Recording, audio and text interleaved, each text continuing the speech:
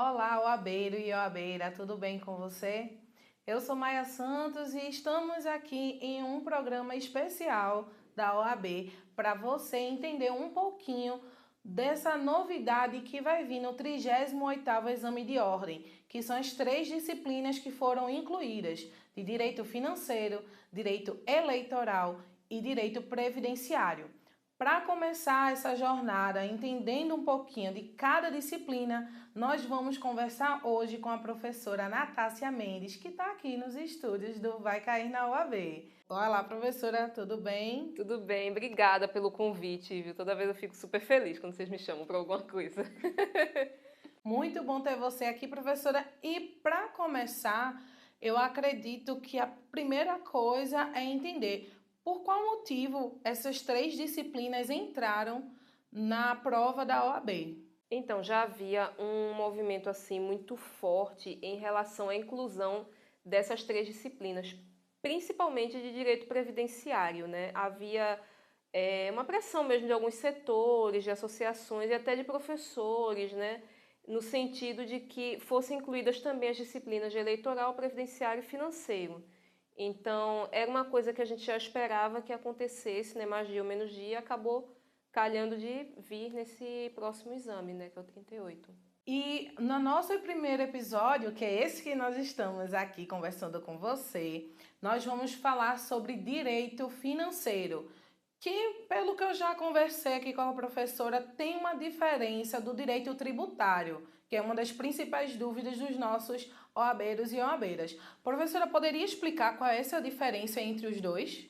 Então, direito tributário, de uma forma assim mais resumida, até para o aluno também entender, porque a gente notou assim um pânico muito coletivo, mas não tem necessidade nenhuma. O direito tributário ele é um pouco mais limitado. Ele fala sobre apenas a questão dos tributos e de como esses tributos vão ser arrecadados, né? O imposto, como é que ele é arrecadado, a tarifa, a taxa. Enquanto que o direito financeiro, ele tem outras nuances que são um pouco mais leves, por exemplo.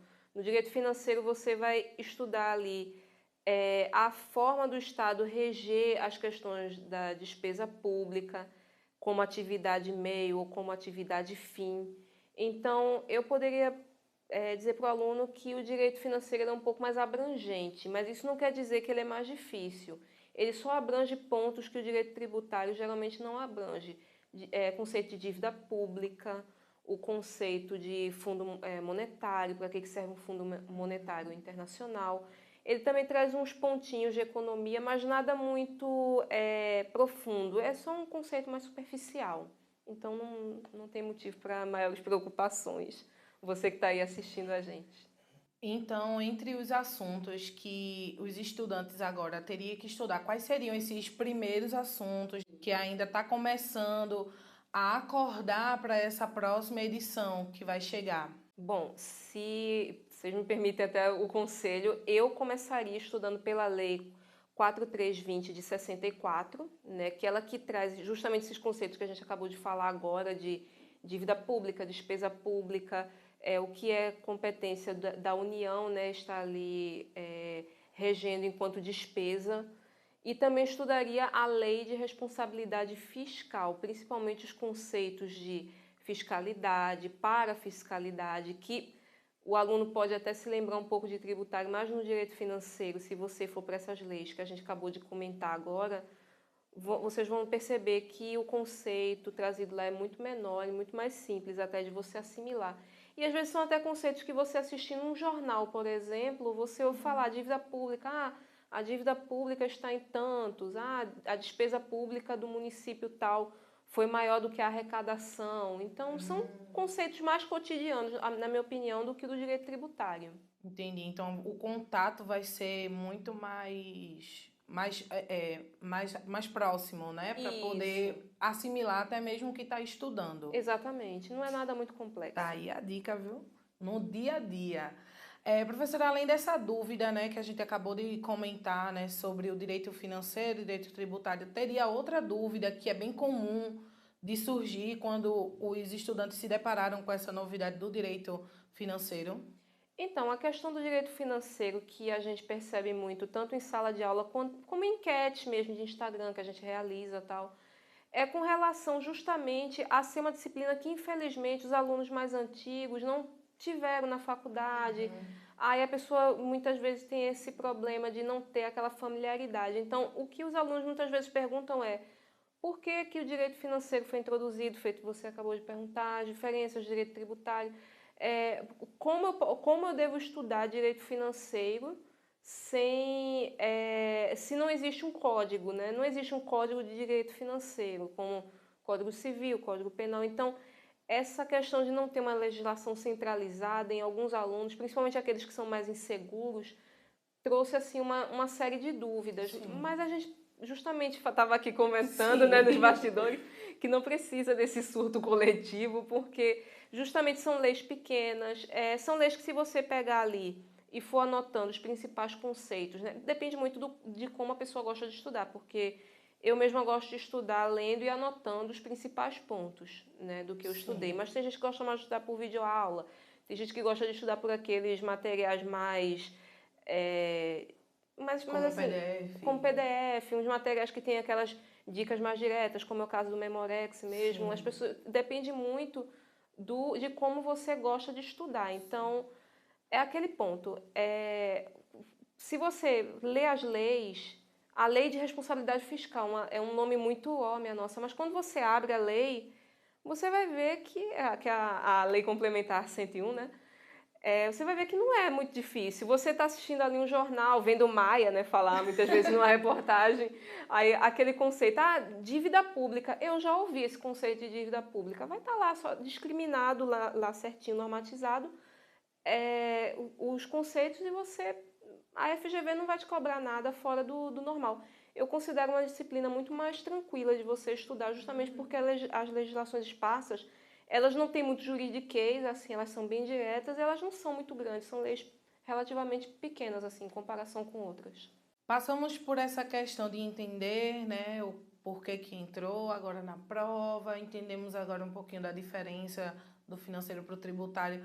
E aí eu queria saber qual é o ponto focal para quem está aí do outro lado se preparar para a dinâmica dessa prova. Bom, o meu primeiro conselho, que foi o que a gente já comentou, né? Ver essas leis. Segundo conselho, sigam, vai cair na OAB para ver as dicas. Exatamente. Exatamente isso. Mas assim, como é a primeira prova que vai ter da OAB, né? Que vai ter essa disciplina, obviamente que o aluno não vai poder pegar questões de provas anteriores da OAB, porque é a primeira vez que está sendo aplicada. Então, meu conselho é que vocês procurem também resolver questões de direito financeiro de provas anteriores da FGV, da banca, da própria banca. Interessante. Porque muitas vezes uma prova de auditor ou de analista, né, analista de fisco, vai cair ali direito financeiro. E a FGV é uma banca que ela tem, as pessoas reclamam, mas ela tem um lado bom. Ela aplica muitas provas, então você tem um banco de questões muito grande assim para estar resolvendo. Que dá para trabalhar, né? Exatamente. Procura aí nesses sites, né, de questões assim, questões anteriores da banca, da FGV de direito financeiro, porque bancas têm esse costume justamente de repetir padrões, né? A FGV tem um padrão, a CESP tem outro. No caso da gente, a FGV tem aquele padrãozinho de contar uma historinha e trazer as alternativas. Procura estar resolvendo de questões de provas assim mais atuais que você já vai pegando ali a manha, né, de como pode cair na tua prova. Professora, eu acho que é isso, né? Chegamos ao final do nosso primeiro episódio, conversando aqui com a professora Natácia Mendes. Muito obrigada, professora, por estar aqui, né, com a gente, compartilhando um pouquinho desse entendimento. Espero lhe receber em outros momentos. Imagina, eu que agradeço, fico super feliz quando eu recebo esses convites assim do nada. E, gente, olha, nada de pânico, é a primeira prova, não vai, ao meu ver, não vai vir nenhum nível muito alto, a banca vai te cobrar provavelmente o básico ali. O básico é sempre o melhor, às vezes o básico resolve as coisas na vida, Sim. então estuda essas leis que a gente comentou agora, né, a 4320, a lei de responsabilidade fiscal, procura ver o método de estudo que você mais se identifica, se você gosta de estudar por videoaula, se você gosta de estudar por Memorex, se você gosta de estudar por PDF, se você gosta de estudar só por questões, identifica, foca, pega as questões anteriores lá da FGV E fica calmo, fica calma, porque é a primeira prova, eles não vão cobrar nada muito fora do normal, não. Eu espero que vocês tenham aí anotado todas essas dicas que a professora Natácia deixou aí para vocês. Espero que vocês também façam uma boa prova, né? E até lá que você tenha bons estudos e pode contar com o Vai Cair na OAB, porque aqui sempre vai ter conteúdo de qualidade para poder te ajudar na aprovação. Ficamos por aqui, até o próximo episódio. Tchau, tchau.